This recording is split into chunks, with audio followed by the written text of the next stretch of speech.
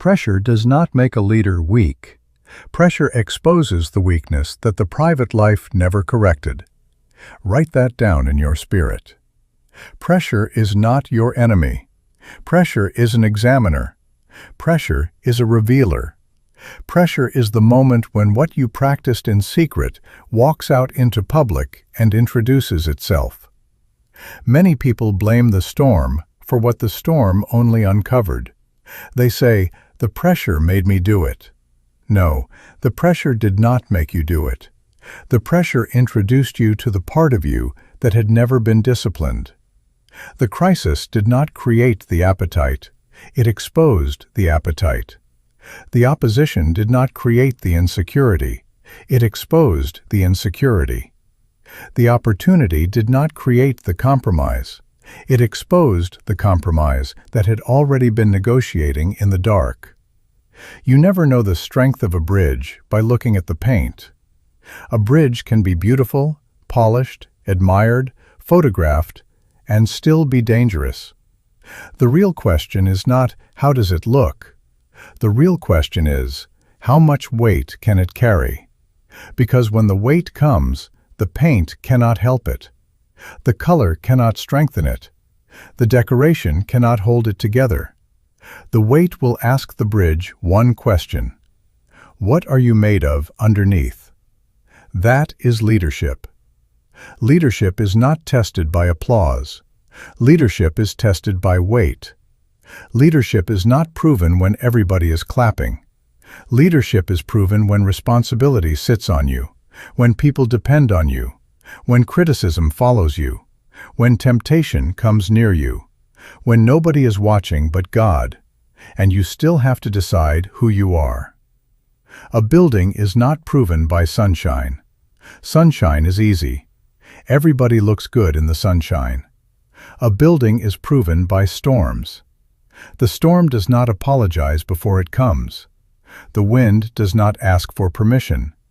The rain does not negotiate with your reputation. The storm simply arrives, and when it arrives, it reveals whether the foundation was real or whether the structure was only impressive from a distance. This is why many people are shocked when leaders fall.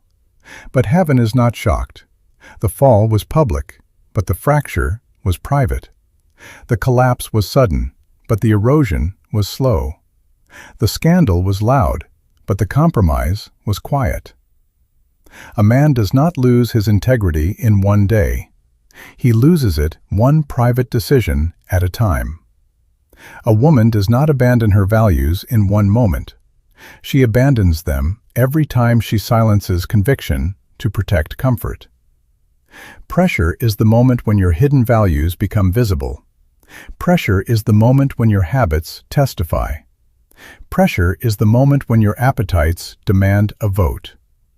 Pressure is the moment when your convictions are brought into court and asked, "Are you real?" Not what do you preach, not what do you post, not what do you sing, not what do you say when the room is full. Who are you when the demand becomes greater than the applause? That is the question. What hidden discipline makes a leader unshakable when the weight increases? What private government keeps a leader steady when access expands? What has God built in you that can carry what He wants to give through you? Because your gift can attract people, but your character must carry them. Your charisma can open a door, but only discipline can keep you from destroying what is on the other side of that door. So listen to me carefully today. Do not listen for entertainment. Listen for examination. Do not listen to admire truth. Listen to submit to truth. Truth is not given to impress you. Truth is given to build you. And if you want your leadership to be built by truth and not by appearance, then stay with this teaching. Let God speak to the unseen places. Let Him challenge the habits nobody applauds and the appetites nobody knows about. Subscribe, not because you need more noise, but because you are deciding that your future must be governed by principle. And if you are ready, Make a declaration even now. I choose private discipline before public influence. Say it. Write it. Put it where your own heart can see it. I choose private discipline before public influence. Because pressure is coming. Weight is coming. Responsibility is coming. And the leader who stands in public is the person who first allowed God to strengthen the hidden life. The unshakable leader is never built in the moment when everybody needs them. That is too late. Write that down. The crisis does not build you. The crisis calls on what you already built. When the emergency arrives, you do not rise to your reputation. You fall to your preparation. You fall to your habits. You fall to your values. You fall to the level of the person you have been becoming when nobody was calling your name.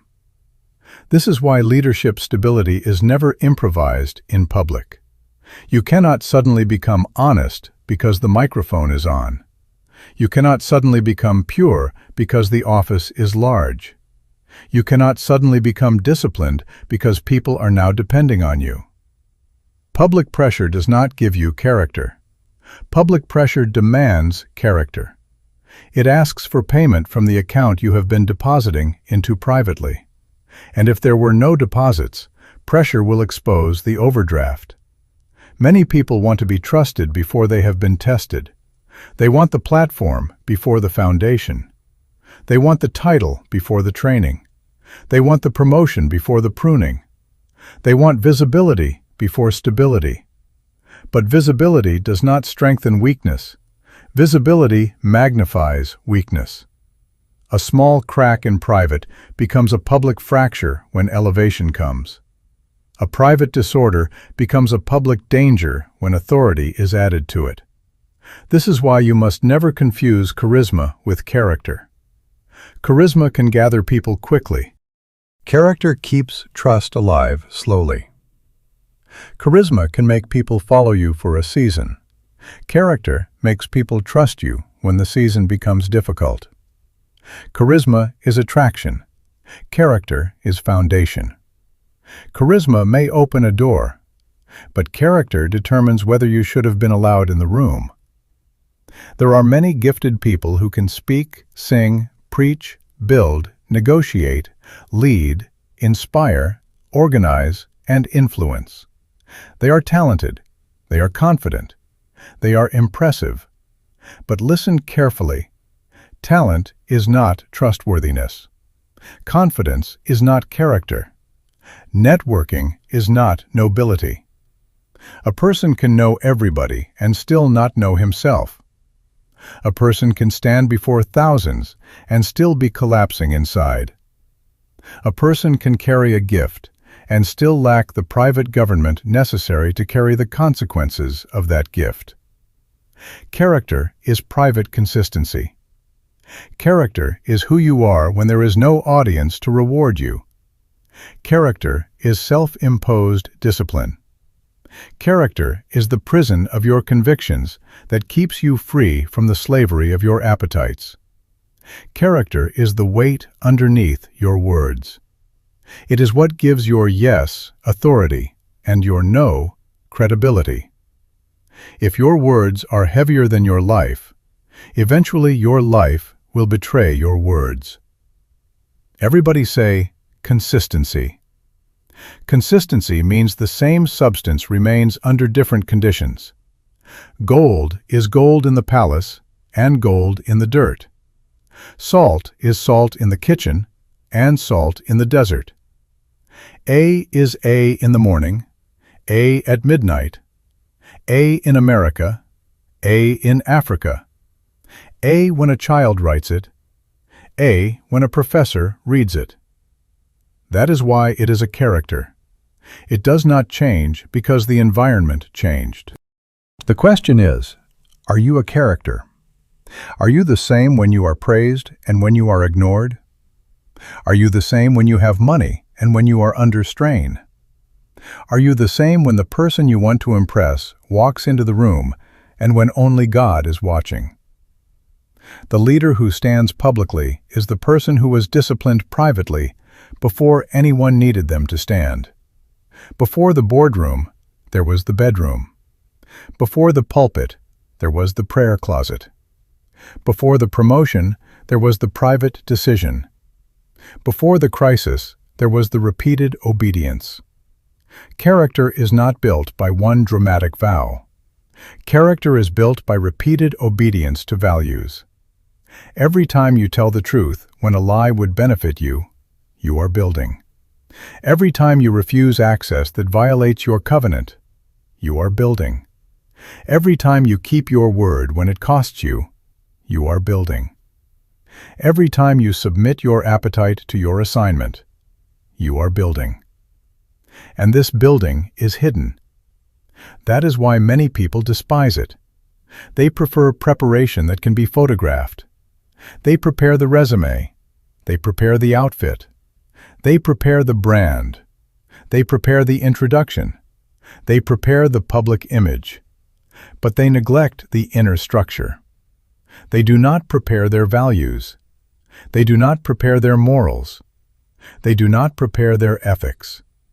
They do not prepare their boundaries. They do not prepare the private man or the private woman who must carry the public assignment. Leadership is not first a matter of position. Leadership is first a matter of internal government. If you cannot govern yourself, your influence becomes dangerous. If you cannot govern your tongue, your anger, your desires, your ambition, your secrecy, then what you call leadership may become damage with a title. The hidden discipline is not talent. The hidden discipline is not popularity. The hidden discipline is not knowing how to walk into a room with confidence. The hidden discipline is the integration of belief, values, conduct, and decisions. What do you believe? What do you value? What do you practice?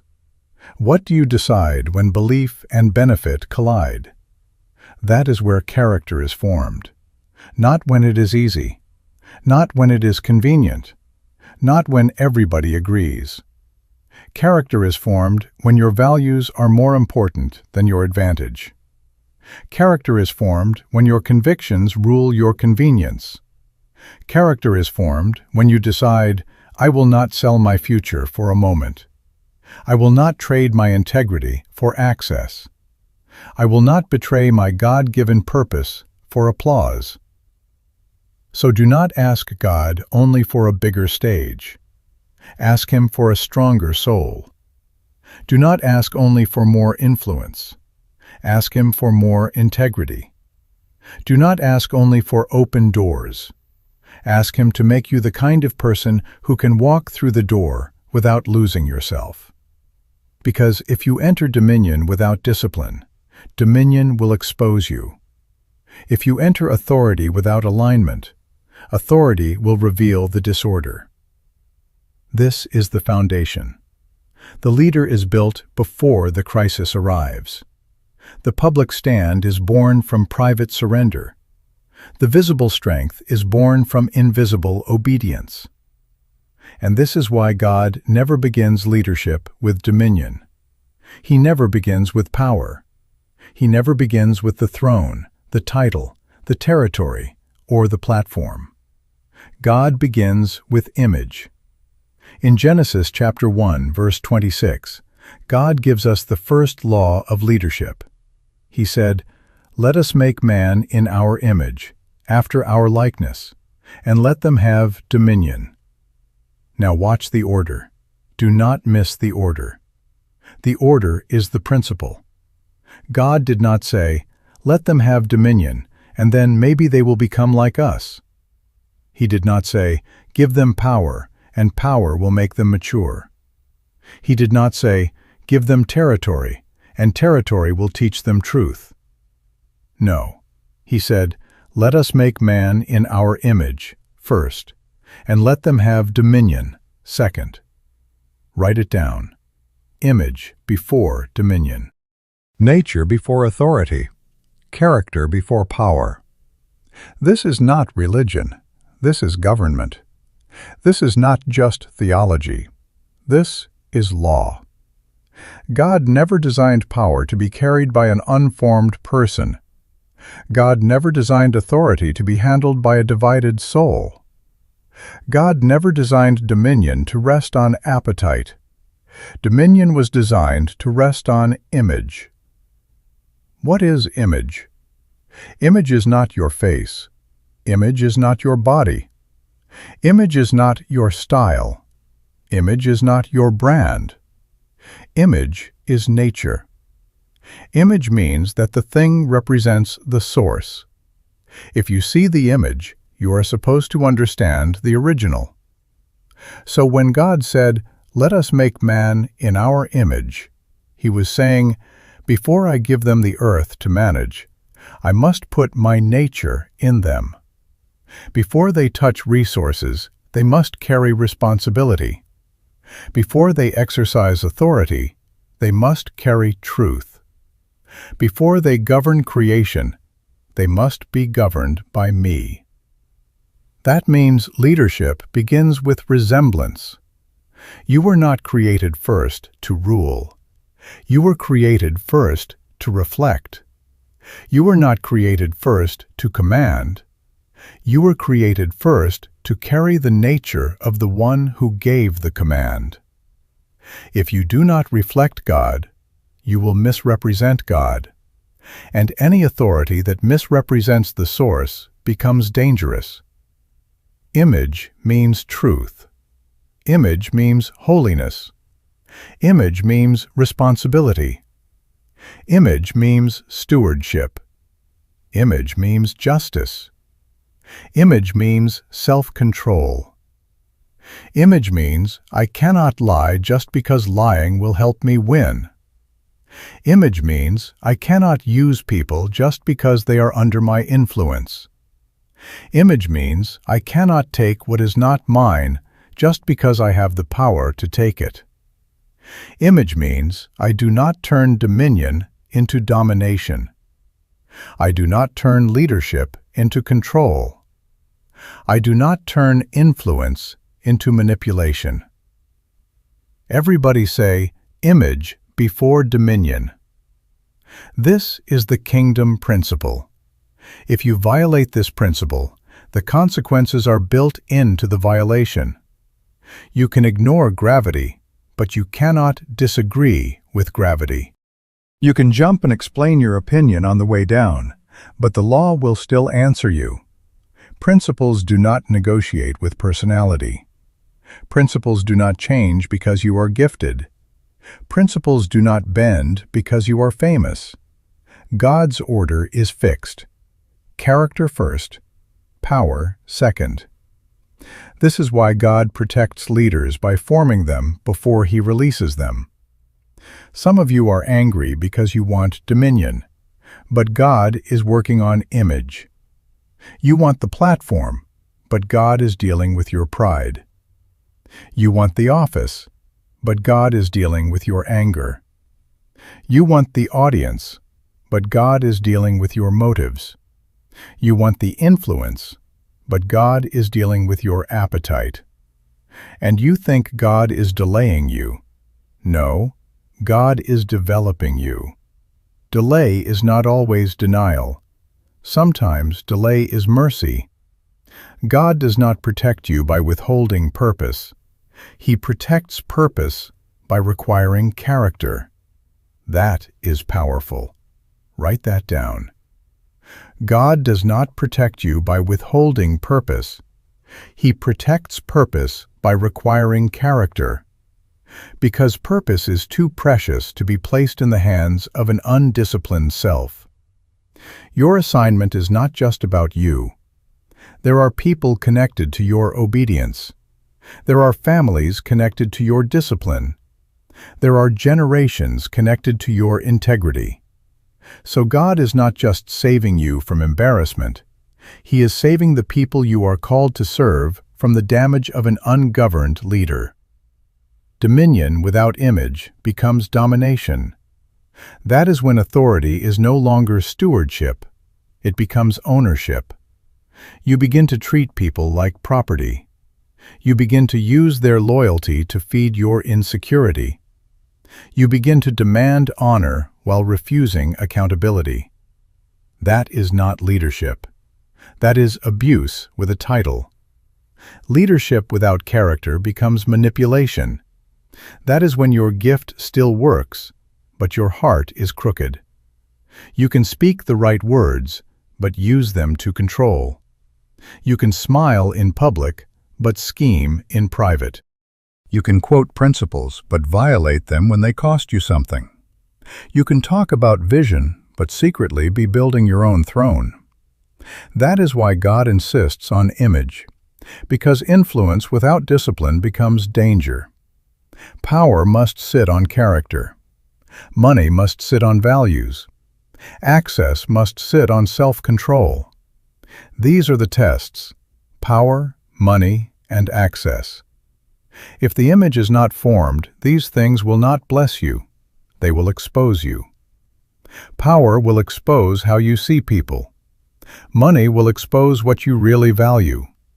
Access will expose whether your convictions are stronger than your desires. This is why power does not corrupt. Power reveals corruption. Power is not the creator of the problem. Power is the stage where the problem performs. A person was arrogant before the title. The title gave the arrogance a microphone. A person was greedy before the money. The money gave the greed opportunity. A person was lustful before the access. The access gave the lust a door. Do not blame dominion for what image failed to govern. God's order is mercy. Image before dominion is mercy. Character before power is mercy. Formation before influence is mercy. Because if you get what you are praying for before you become who you must become, the very thing you call blessing can become the instrument of your collapse. So let God work on the image. Let Him make you truthful when lying would be easier. Let Him make you holy when secrecy would protect your appetite. Let Him make you responsible when excuses would comfort you. Let Him make you just when favoritism would benefit you. Let Him make you self-controlled when desire is screaming for dominion. Because God designed power to rest on character. And when power arrives before discipline, it will not create corruption. It will simply reveal the corruption that was already waiting inside. Now, let us diagnose the real danger. Because many people have repeated a statement so long that they never questioned it. They say, "Power corrupts." It sounds wise. It sounds deep. It sounds like a principle. But it is not accurate. Power does not corrupt. Power reveals the corruption that was already present, but lacked opportunity. Write that down. Power gives opportunity to what was already governing the heart. Power is not a manufacturer. Power is a magnifier. Power is not a creator. Power is an exposer. Power does not create pride. It gives pride a throne. Power does not create greed. It gives greed a budget. Power does not create lust. It gives lust privacy, access, and permission. The danger is not power. The danger is an undisciplined self with power. You see, if a man is humble without authority, authority will reveal humility. If a woman is disciplined without money, money will reveal discipline. If a person is pure without access, access will reveal purity. So the issue is never the thing that came to you. The issue is the thing that was in you when the thing came to you. Promotion did not invent you. Pressure did not invent you. Money did not invent you. Praise did not invent you. Secrecy did not invent you. Access did not invent you. They removed the cover. That is why you must be careful when you pray for elevation. Elevation is not just a blessing. Elevation is an examination. The higher you go, the more your hidden life becomes consequential. When you are low, your weakness may only hurt you. When you are lifted, your weakness can hurt many. When you are private, your disorder may damage your own house. When you are public, your disorder can damage a generation. So God is not impressed by your hunger for influence if you are unwilling to submit your inner life to government. Who are you when no one can correct you? That is a leadership question. Not who are you when people are watching. Not who are you when your supervisor is present. Not who are you when your pastor is in the room. Who are you when nobody has the authority to question you? Who are you when you can sign the paper and nobody can stop you? Who are you when your decision cannot be easily challenged? Who are you when people are afraid to tell you the truth because your position intimidates them? This is where leaders are revealed. A title can surround you with voices that agree, but character keeps you submitted to truth. A position can give you control over rooms, schedules, money, people, and decisions. But character asks, am I still under authority? Do not tell me you are a leader because people obey you. Tell me who corrects you. Tell me who can confront your spirit. Tell me who has permission to ask you the questions your admirers are afraid to ask. Power tests humility. Power asks, do you still remember that you are a steward and not an owner? Power asks, can you lead people without using them? Power asks, can you be honored without becoming addicted to honor? Power asks, can you be obeyed without becoming arrogant? The moment authority makes you unteachable, authority has exposed your pride. The moment leadership makes you unreachable, leadership has revealed your insecurity. The moment people serving you makes you forget that you are called to serve them, power has uncovered the undisciplined self. Then comes money. Money tests values. Money does not only show what you can afford.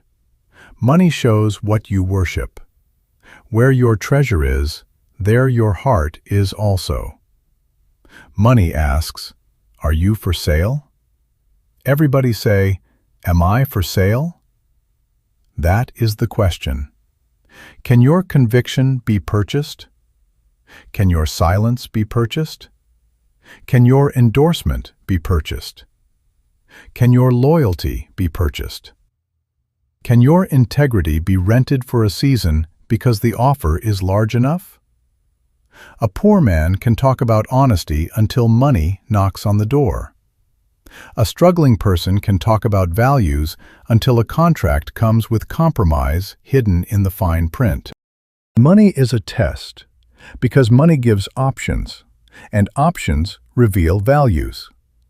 When you have no option, you may look disciplined because you cannot afford to disobey.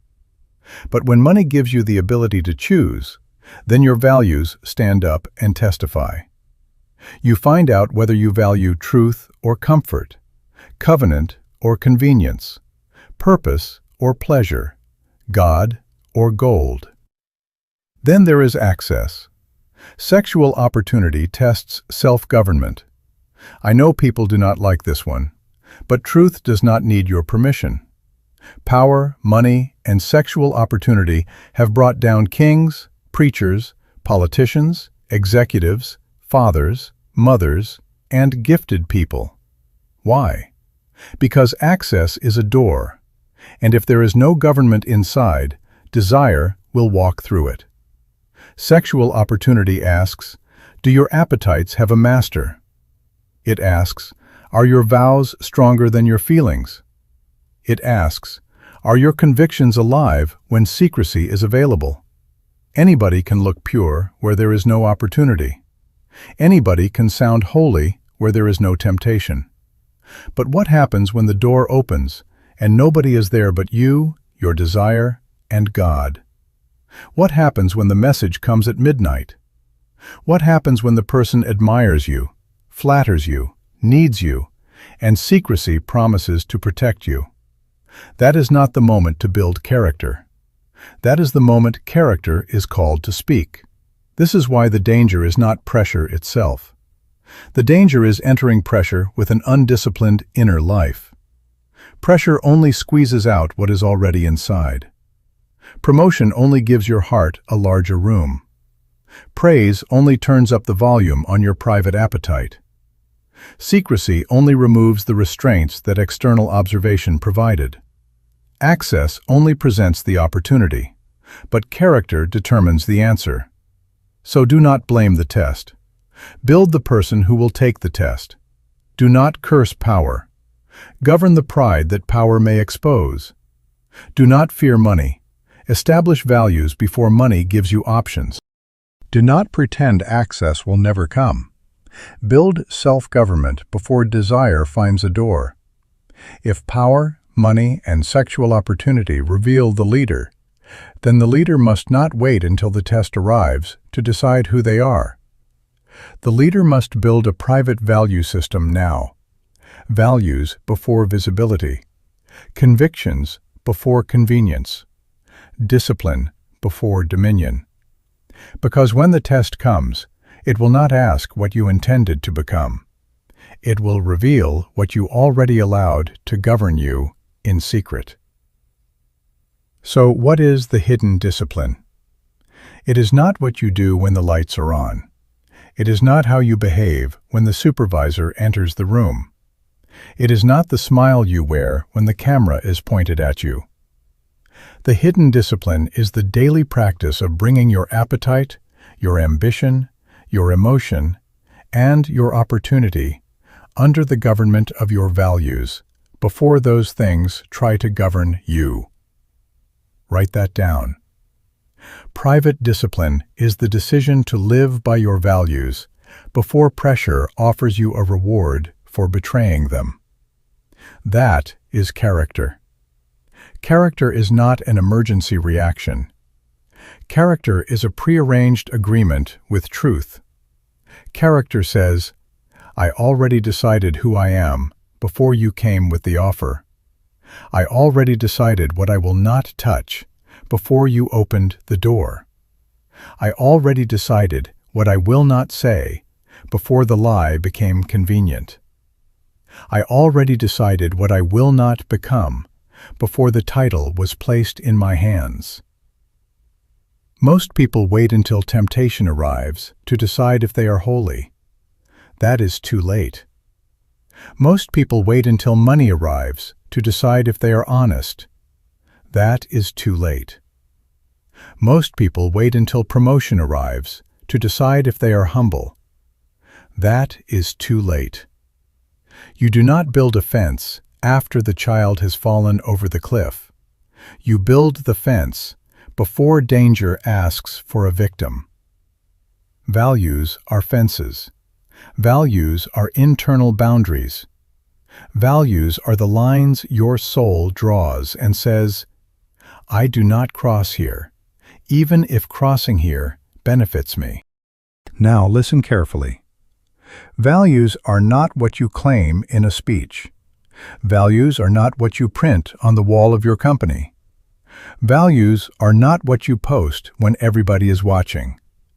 Values are what you refuse to violate when violation is profitable. Everybody can say, I value honesty, until the contract comes and a small lie can make the deal close. Everybody can say, I value purity, until desire arrives with privacy and permission. Everybody can say, I value humility, until promotion gives them power over people who used to be their equals. Everybody can say, I value responsibility, until the title gives them the privilege of blaming others. Your values are proven by what you protect when no one rewards you for protecting it. Honesty before the contract. Purity before the temptation, humility before the promotion, responsibility before the title. That is how you build the hidden life. You do not wait for the contract to become honest. You practice truth in small conversations. You do not wait for temptation to become pure. You govern your eyes, your thoughts, your phone, your friendships, your entertainments, your secret appetites. You do not wait for promotion to become humble. You serve when no one knows your name. You listen when you could impress. You submit when you could resist. You do not wait for the title to become responsible. You take ownership now.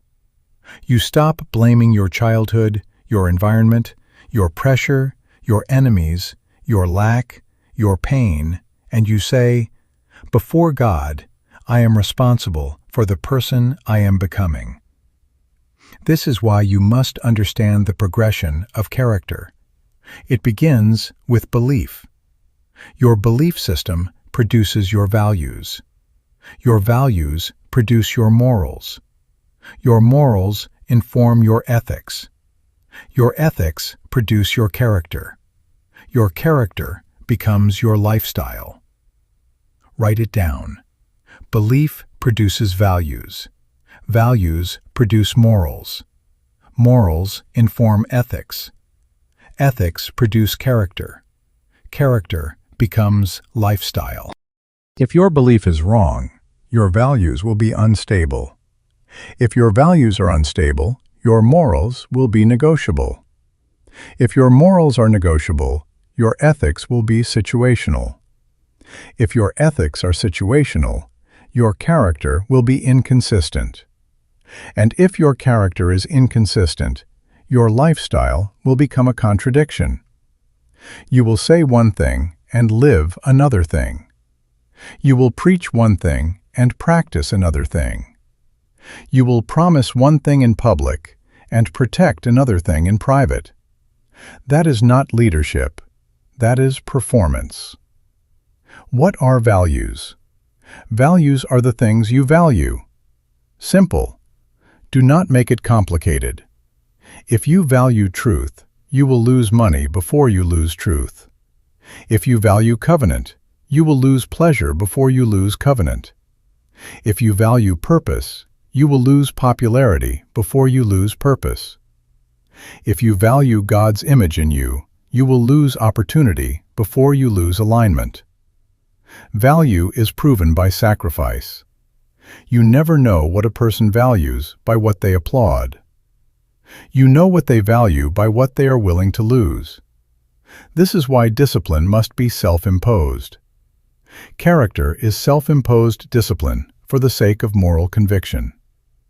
If somebody has to force you to do right all the time, your character is still borrowed. If your spouse must police you, your pastor must threaten you, your boss must watch you, your friends must supervise you, and the law must restrain you before you do right, then you are not yet governed from within. You are being managed from without.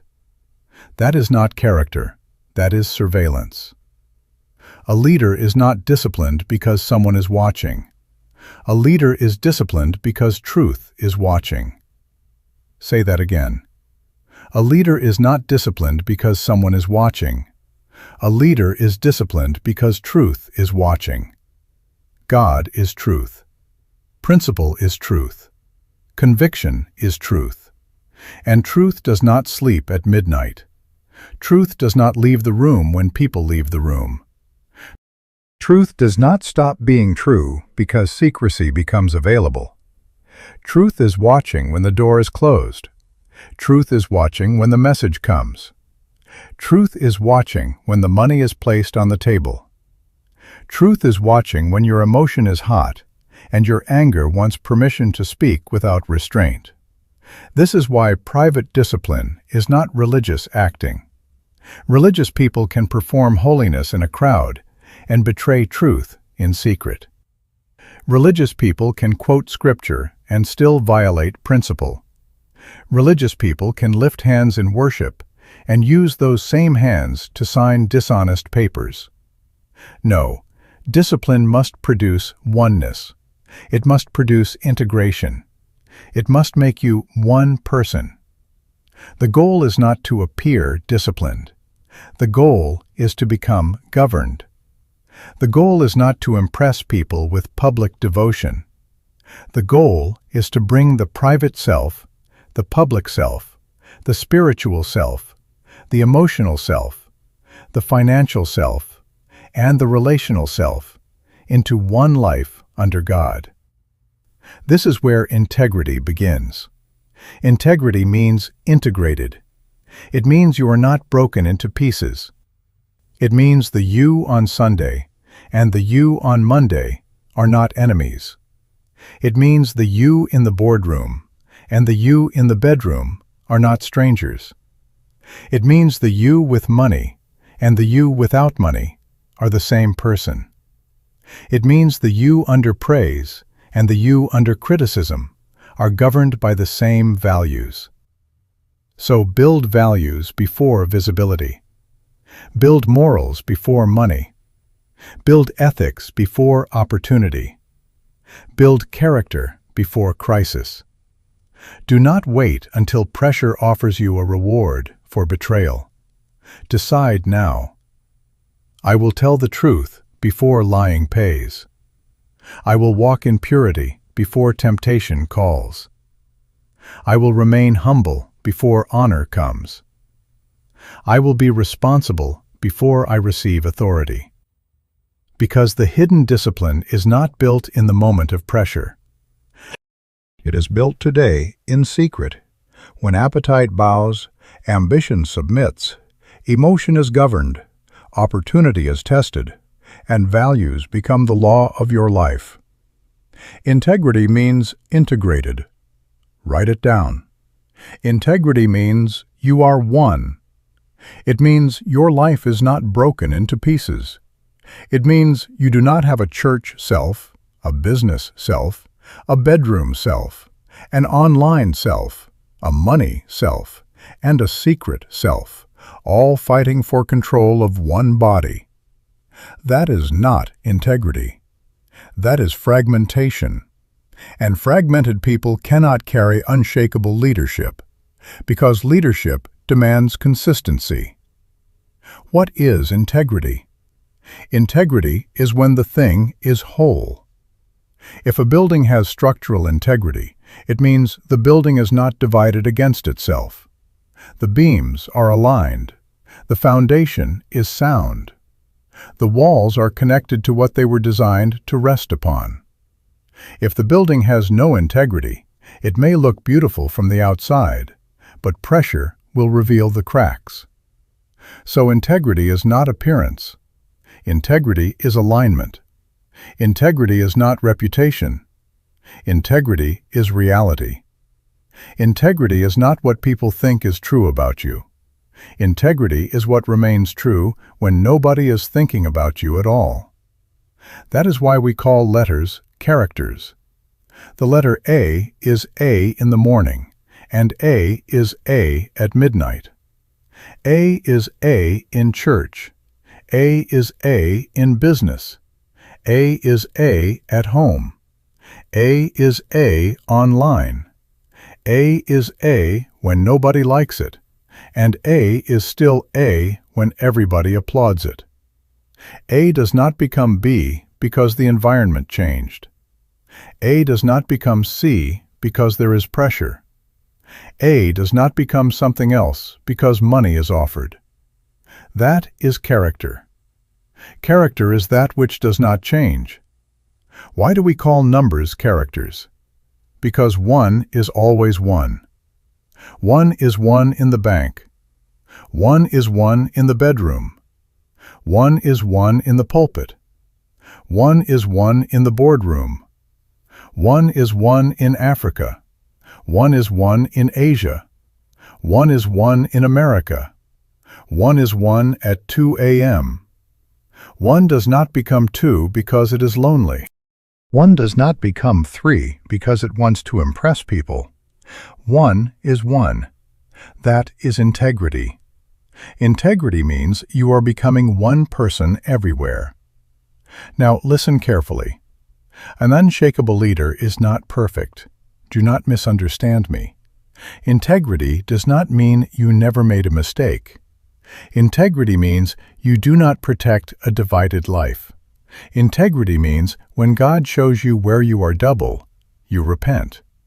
Integrity means when truth exposes a contradiction, you do not defend the contradiction.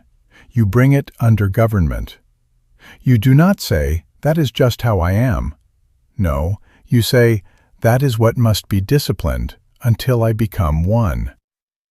The problem with many leaders is not that they lack talent. They lack oneness. They have public image, but private appetite. They have spiritual language, but hidden compromise. They have vision statements, but secret disorder. They have leadership vocabulary, but no inner government. They can speak about excellence and live in negligence. They can preach about honor and dishonor their covenant. They can demand loyalty and practice deception. They can correct everybody else and refuse correction in their own soul. That is why instability comes. Instability is the fruit of fragmentation. A person with many selves cannot carry one consistent assignment.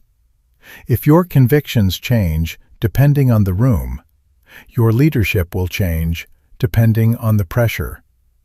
If your ethics change depending on the opportunity, your decisions will confuse the people who follow you.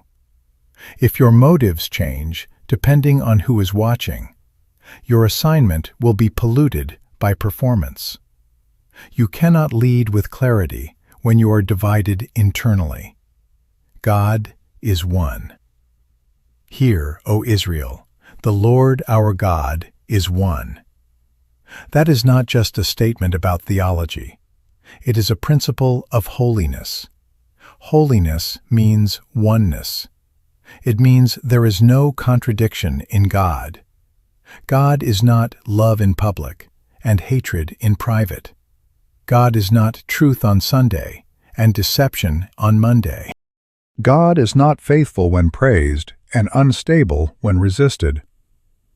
God is one, and if you are made in His image, then His leaders must become one. Be holy means be one. Be integrated. Be the same in conviction, speech, behavior, and motive. Do not let your mouth outrun your life. Do not let your gift speak louder than your character. Do not let your platform advertise a person your habits refuse to become. Be one. Let your yes be yes. Let your no be no. Let your private decisions agree with your public declarations. Let your motives agree with your message. Let your behavior agree with your belief. Reputation is what people believe about you. Integrity is what is true about you. Reputation depends on information. Integrity depends on alignment. Reputation can be managed. Integrity must be built. Reputation can be edited by public relations.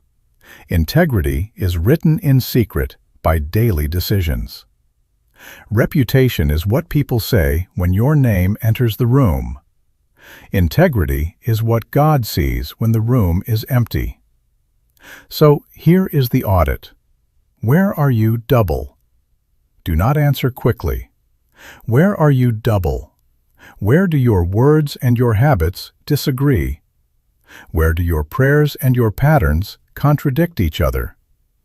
Where does your leadership demand from others what your private life refuses to practice? Where are you honest in public and dishonest in secret? Where are you disciplined with people and careless alone? Where do you speak faith but live fear? Where do you teach sacrifice but protect selfishness? Where do you praise purity but feed appetite? Where do you announce purpose but entertain distractions that destroy purpose?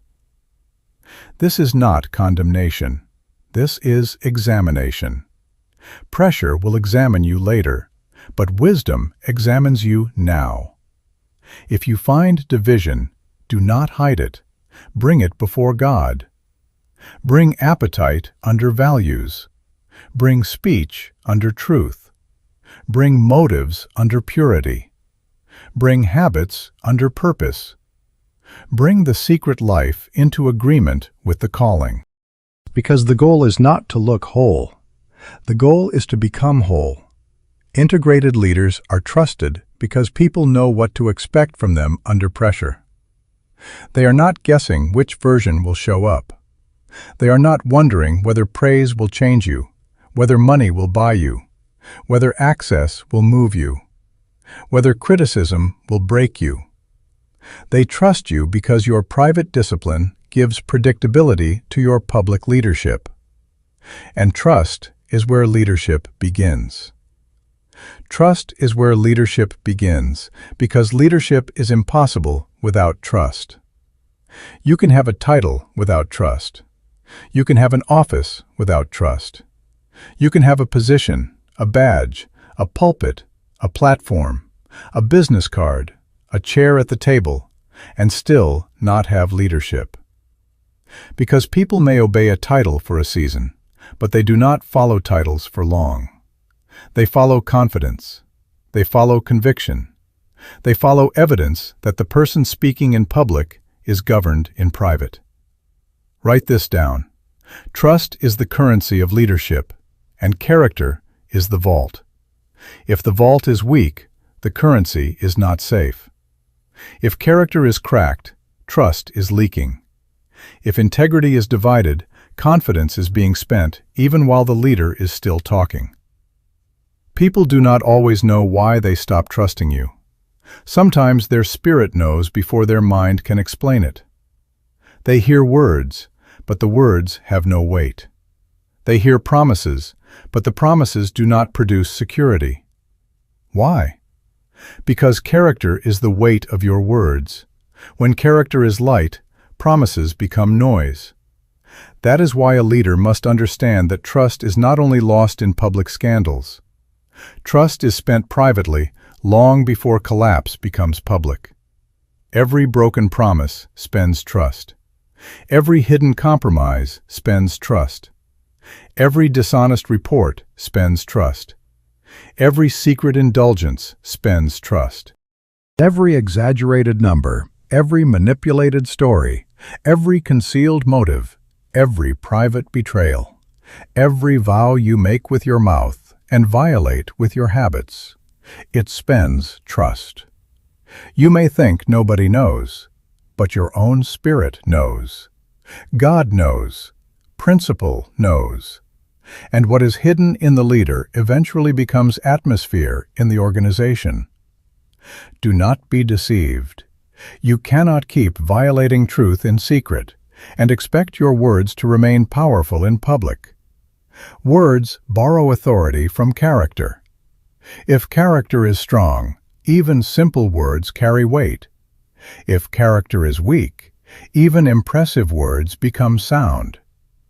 That is why some people can speak for 40 minutes and nobody moves, and another person can speak one sentence and everybody becomes serious. It is not volume, it is not vocabulary, it is not charisma. It is weight. Character gives weight to words. Trust is built slowly. Say that. Trust is built slowly. It is built one decision at a time, one kept promise at a time, one honest answer at a time, one disciplined appetite at a time, one consistent response at a time. Trust is not built by announcement. Trust is built by evidence. You do not tell people, "Trust me," and make them trust you. You live in such a way that trust becomes reasonable. Trust is the result of consistency over time. It is when your yes keeps being yes, Your no keeps being no. Your values keep being visible. Your correction keeps being clean. Your motives keep being submitted. Your private life keeps agreeing with your public assignment. But trust can be lost quickly through contradiction. Years of consistency can be damaged by one season of deception. A lifetime of credibility can be wounded by one hidden appetite that refused government. That is why leaders must not play with contradiction. Contradiction is expensive. A lie is expensive. A secret affair is expensive. A dishonest signature is expensive. A private addiction is expensive. A compromised agreement is expensive. You may think you are only satisfying appetite, but you are spending credibility. You may think you are only hiding one thing, but you are weakening the vault that holds the trust of many. This is why disciplined leaders create safety. When a leader is governed, people can breathe. When a leader is consistent, teams can plan. When a leader is honest, families can rest. When a leader is principled, followers can believe. When a leader is integrated, institutions can endure. Safety is not created by personality. Safety is created by predictability. Not boring predictability, but moral predictability. People know you will tell the truth, even when truth costs you. They know you will not use power to satisfy insecurity. They know you will not sell the mission for money. They know you will not sacrifice people for ego. They know you will not change your ethics because the room changed. That is leadership. Leadership is not making people nervous because they do not know which version of you is coming today. That is instability. Leadership is not causing your team to walk on eggshells because your emotions are not governed. That is immaturity. Leadership is not forcing your family to guess whether you will be faithful, honest, present, or responsible. That is disorder. Leadership is not making followers wonder whether pressure will make you lie, money will make you bend, praise will make you proud, or access will make you fall. That is not leadership. That is danger with a title. Unstable leaders react to pressure. Unshakable leaders respond from principle. There is a difference. Reaction comes from emotion. Response comes from government. Reaction says, I feel, therefore I act. Principle says, I am governed, therefore I choose. Reaction is immediate, defensive, insecure, and often destructive. Principle is settled before the pressure arrives. When criticism comes, the unshakable leader does not become cruel. When money comes, the unshakable leader does not become for sale. When temptation comes, the unshakable leader does not negotiate with appetite. When power comes, the unshakable leader does not forget stewardship. Why? Because their private discipline gives weight to their public words. This is why people trust leaders whose lives have been disciplined in secret. They may not know every private decision you made, but they feel the fruit of it. They feel steadiness. They feel clarity. They feel security. They feel that your words are not floating. They are anchored. They feel that your promises are not marketing. They are covenant. They feel that your correction is not control. It is care. They feel that your leadership is not performance.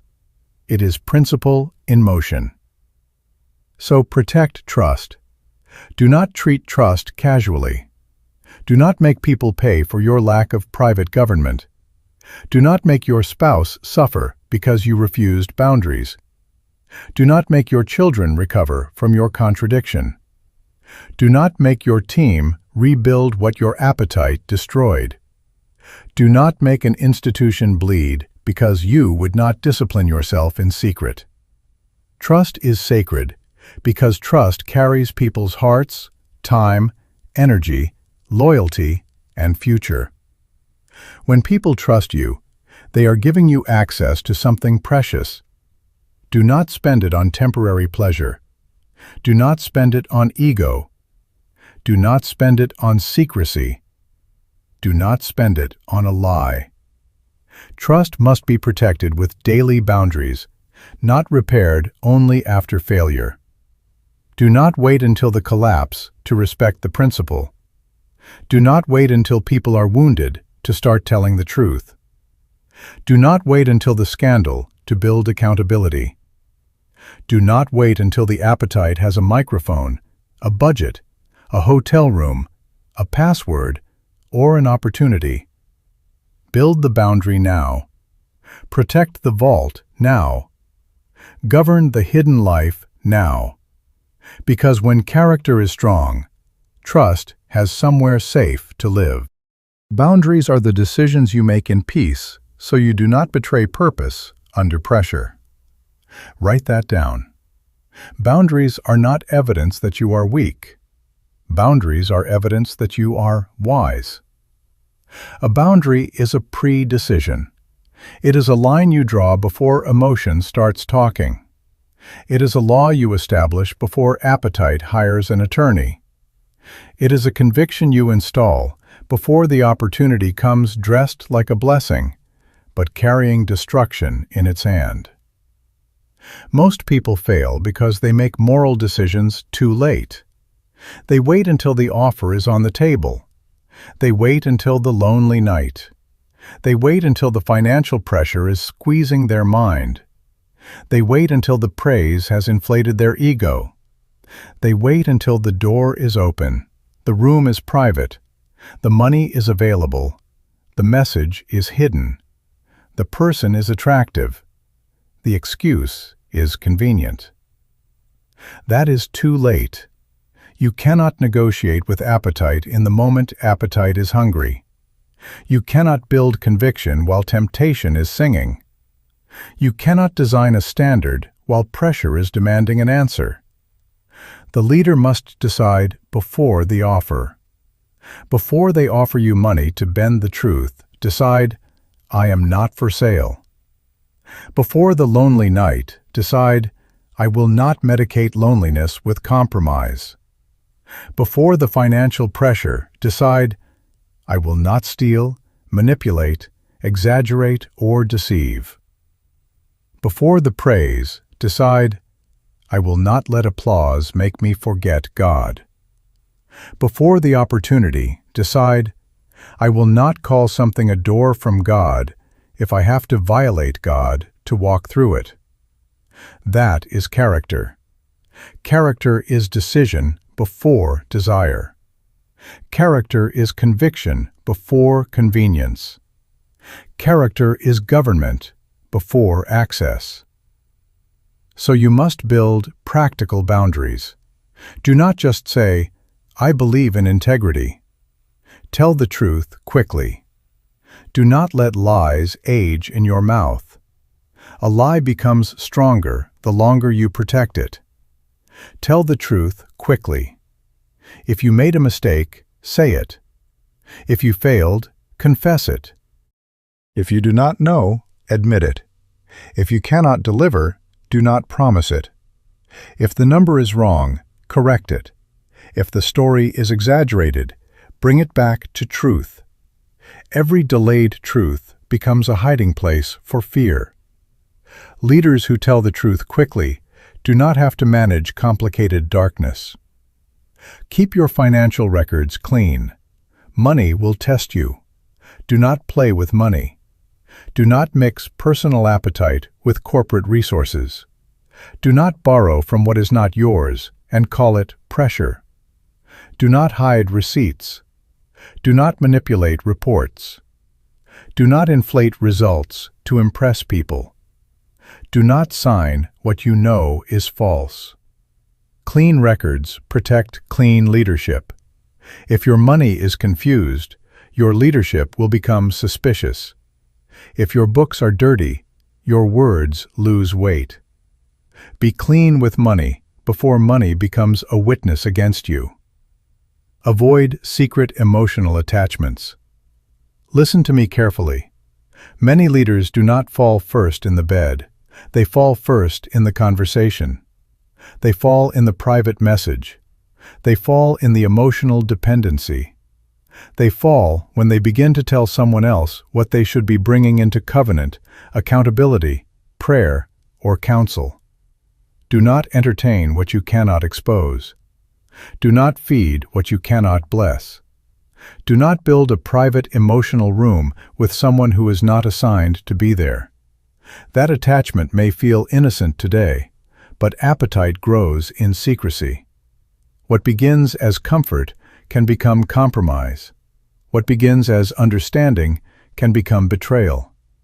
Build the boundary early. Submit to accountability. If you are too gifted for accountability, you are too dangerous for leadership. Everybody needs someone who can ask, "Where were you?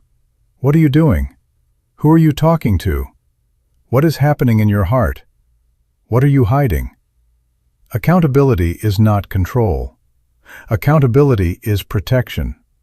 A person who resists all accountability is usually protecting something that will eventually destroy them. Do not wait until you are exposed to become transparent. Choose transparency while you still have dignity. Honor your word. Your word is not a sound. Your word is your character leaving your mouth. If you say you will come, come. If you say you will pay, pay. If you say you will call, call. If you say you will stop, stop. If you say you believe it, live it. Do not make your mouth a liar by giving promises your discipline refuses to support. Every time you keep your word, you strengthen the boundary between you and contradiction. Remove access to what weakens conviction.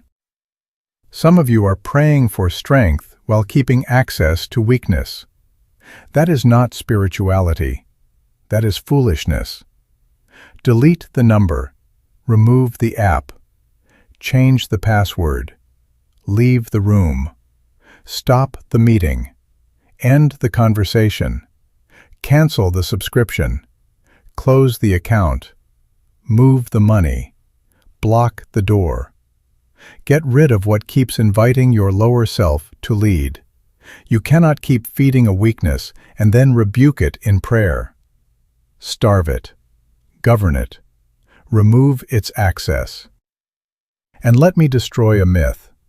There is no such thing as private leadership.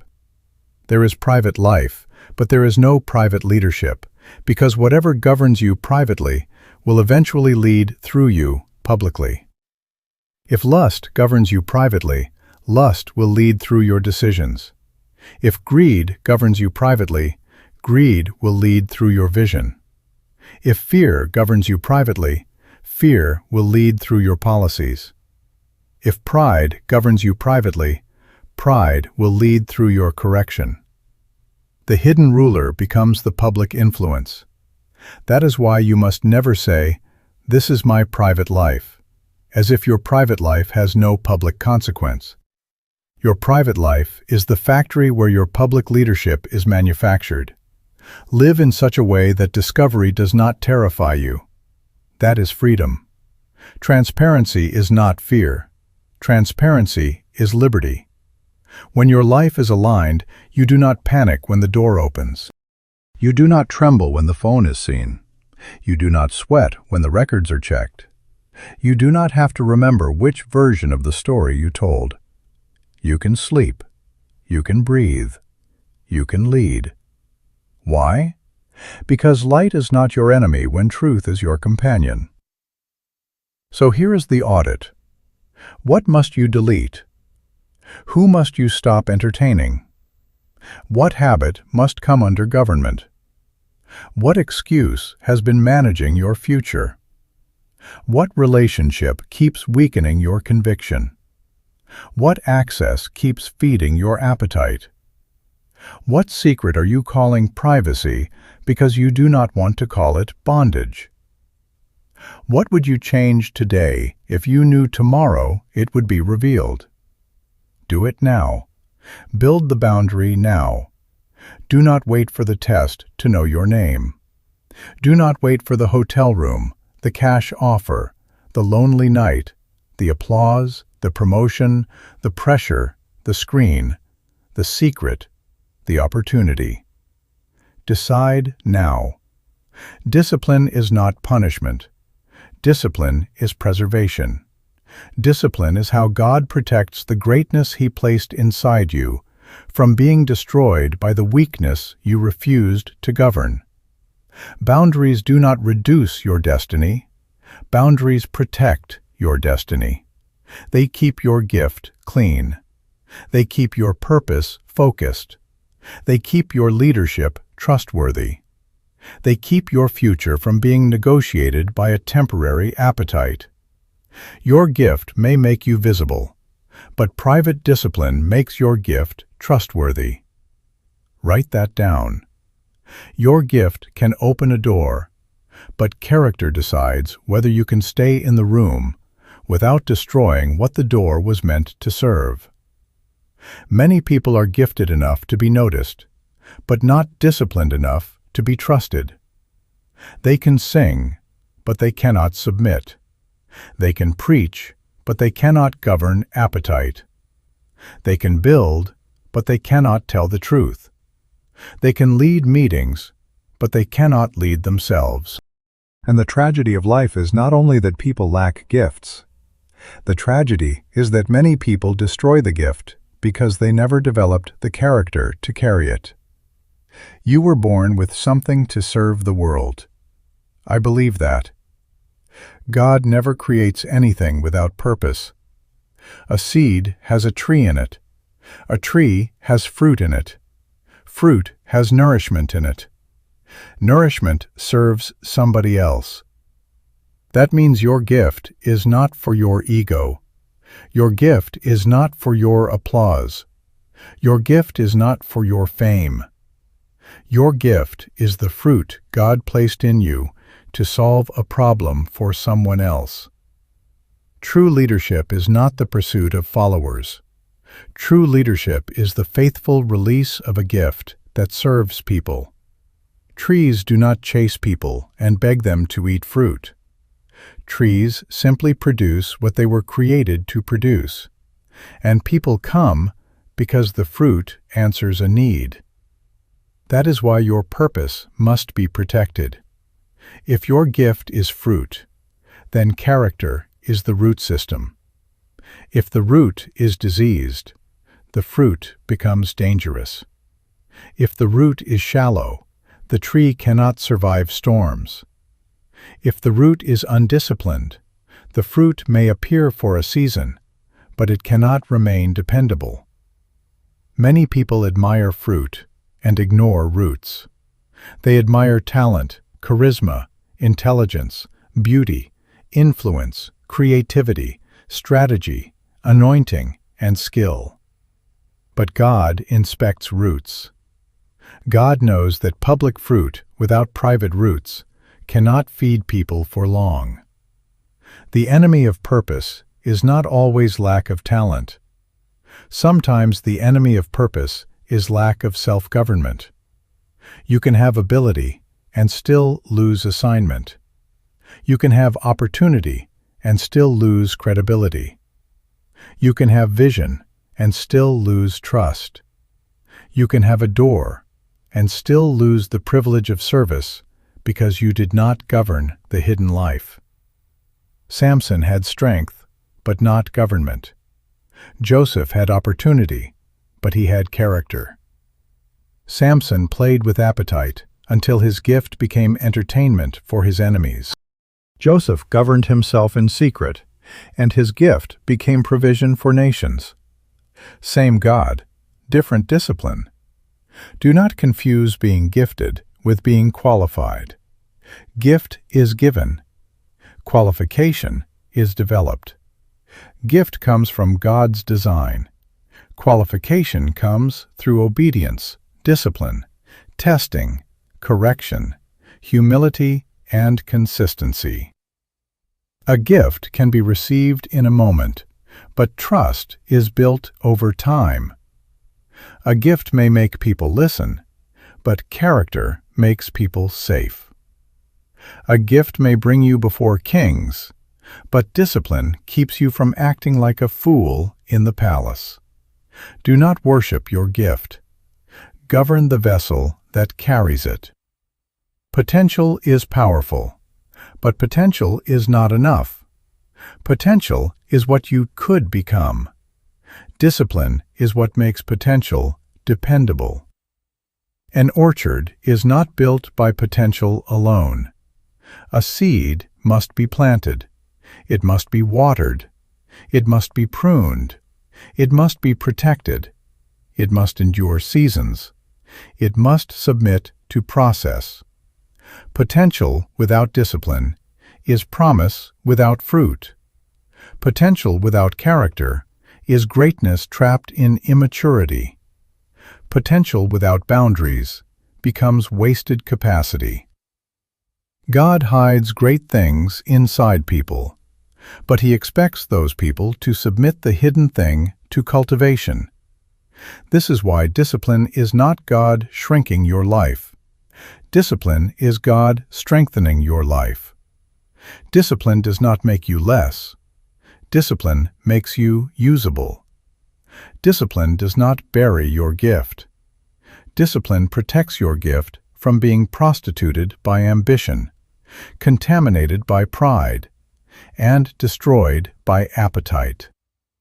When God tells you no, He is not attacking your destiny. He is protecting your destiny from what cannot go with you. When God corrects you, He is not humiliating you. He is preserving the assignment. When God exposes a weakness, He is giving you mercy before pressure gives you shame. Ambition asks, "How high can I rise?" Assignment asks, "How faithfully can I serve what God gave me?" Ambition measures height. Assignment measures faithfulness. Ambition uses people to build a name. Assignment uses a gift to serve people's needs. Ambition is always comparing. Assignment is always stewarding. Ambition wants the platform. Assignment wants the fruit. Ambition says, "Look at me." Assignment says, "Receive what God put in me for you." That is a different spirit. Now listen carefully. I am not against greatness. God created you to be great. But in the kingdom, greatness is service. The greatest among you must become servant of all. That means the question is not, how many people know my name? The question is, can people trust the fruit that comes from my life? Can your spouse trust it? Can your children trust it? Can your team trust it? Can your generation trust it? Can God trust you with more visibility without losing your humility? Can God trust you with more resources without losing your honesty? Can God trust you with more influence without losing your purity? Your gift must not become a weapon in the hands of an undisciplined self. A gifted liar is dangerous. A gifted manipulator is dangerous. A gifted leader without boundaries is dangerous. A gifted preacher without purity is dangerous. A gifted entrepreneur without integrity is dangerous. The greater the gift, the greater the need for government. Power without character kills. Visibility without discipline exposes. Influence without values corrupts the people it was meant to serve. So protect the gift. Protect it with prayer. Protect it with truth. Protect it with boundaries. Protect it with accountability.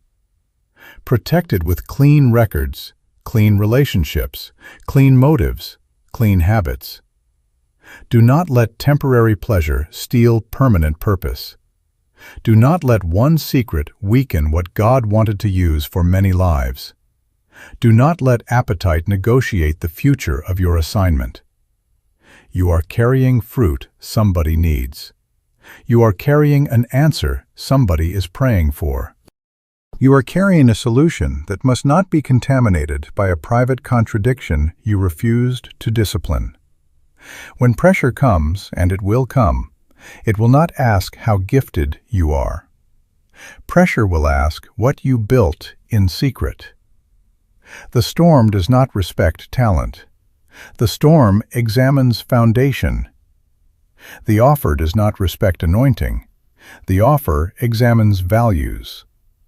The opportunity does not respect vision. The opportunity examines character. And when that day comes, your gift will not be enough by itself. Your charisma will not be enough. Your intelligence will not be enough. Your public applause will not be enough. You will stand on what private discipline has built. So build now. Govern now. Submit now. Prune now. Strengthen the vessel now. Let God make you one before He gives you more. Because your gift may make you visible, but private discipline makes your gift trustworthy. And the world does not simply need more visible leaders. It needs trustworthy ones. So when the storm comes, do not ask the storm to make you strong. The storm does not make you strong. The storm reveals whether strength was built before the wind started blowing. Rain does not create foundation. Rain exposes foundation. Wind does not create weakness. Wind discovers weakness. Pressure does not create the leader. Pressure examines the leader. And when the examination comes, you cannot borrow character. You cannot rent integrity. You cannot download discipline. You must stand on what you built in secret. Write this down. The public storm will always ask private questions. Who are you when nobody is clapping? Who are you when nobody is watching? Who are you when the money is in your hand? Who are you when the door is open and no one knows you walked in? Who are you when power gives you options? Who are you when loneliness begins to counsel you? Who are you when success begins to flatter you? That is where leadership is decided, not first on the stage, not first in the boardroom, not first in the pulpit, not first when people call your name. Leadership is decided in the hidden place where God, truth, and conscience meet. We have come through a principle. Pressure reveals what was already missing. The unshakable leader is built before the crisis arrives.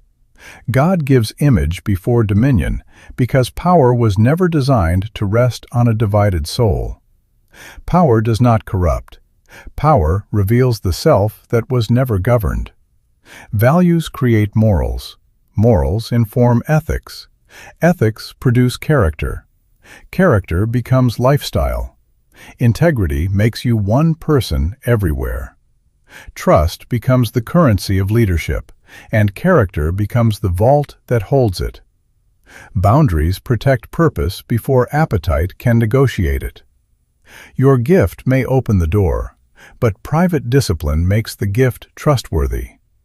That is the whole matter. Character before crisis. Image before dominion. Values before visibility. Integrity before influence. Boundaries before opportunity. Discipline before dominion. If you reverse the order, you become dangerous. If you seek dominion without image, power will expose you.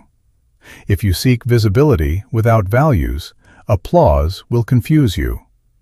If you seek influence without integrity, people will suffer under your contradiction. God is not trying to hide you because He hates your gift. God is forming you because He loves your assignment. So I am asking you now, soberly, where must discipline begin? Do not answer with a religious sentence. Answer with truth. What is the hidden area? Is it your money? Is it your phone? Is it your appetite?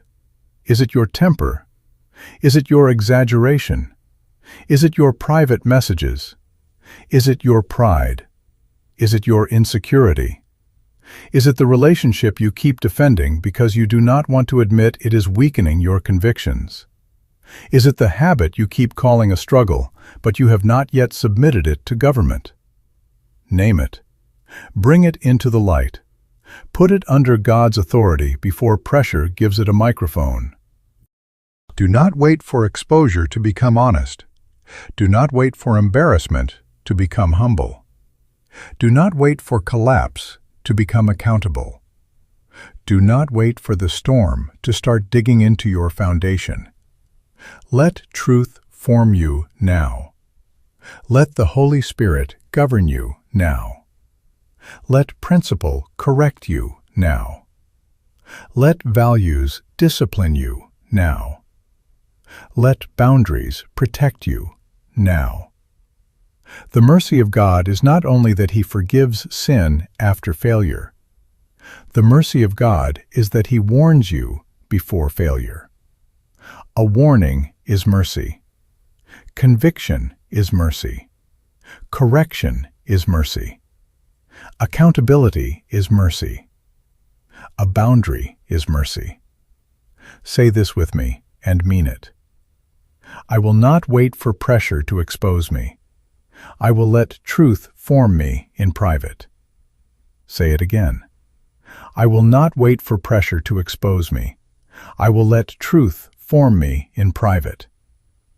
I will not build my future on secret weakness. I will not let my gift outrun my character. I will not let my appetite manage my assignment. I will not sell my purpose for a moment. I will not seek dominion without image. I will become one. I will become integrated. I will become trustworthy. I will let God govern the hidden life. This is not condemnation. This is commissioning. The world needs leaders who can be trusted with pressure. Families need them. Businesses need them. Churches need them. Governments need them. Communities need them. Children need them. Nations need them. We do not simply need more gifted people. We need people whose gifts are governed. We do not simply need more platforms. We need more foundations. We do not simply need more voices. We need voices with weight, and weight comes from character. If this teaching is calling you to a higher standard, then do not treat it like entertainment. Continue in truth. Subscribe, not as a casual habit, but as a decision to keep feeding the part of you that wants to become trustworthy. Share this with someone called to lead with character, because leadership without character is danger with influence. And I want you to write in the comments, I choose image before dominion. Or write the truth you are choosing to live. Write, I choose integrity. Write, I choose discipline. Write, I choose truth. Write what God is forming in you about leadership, purpose, integrity, and becoming an agent of change. And after you write it, live it. Do not make the comment stronger than your conduct. Do not make the declaration louder than your discipline. Let your life agree with your words. Let your private habits agree with your public vision. Let your values become decisions. Let your decisions become ethics.